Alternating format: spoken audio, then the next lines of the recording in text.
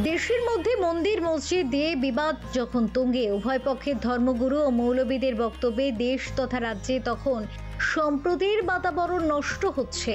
আর ঠিক সেই সময় সম্প্রীতির অনন্য নজির কলকাতা পুরসভার 56 নম্বর ওয়ার্ডের পুরপিতা তথা মেয়র পরিষদ সদস্য স্বপন সমাদ্দারের বিশেষ উদ্যোগে এলাকার মুসলিম সম্প্রদায়ের মানুষ এক হয়ে ছটের পুজোর সামগ্রী তুলে দিলেন হিন্দু ধর্মের ছট ব্রতকারিণীদের হাতে।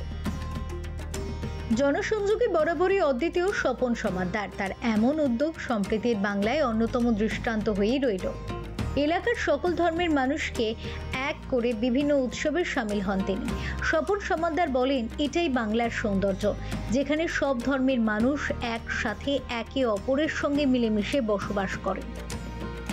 ছট পুজো উপলক্ষে স্বপন সমাদ্দারের উদ্যোগে এলাকার 3 জায়গায় ছট পুজোর সামগ্রী বিতরণ করা হয়। সমগ্র অনুষ্ঠান পরিচালনা করেন ওয়ার্ডের যুব তৃণমূল কংগ্রেসের সভাপতি Mukesh Shaw. Bureau report, channel 10।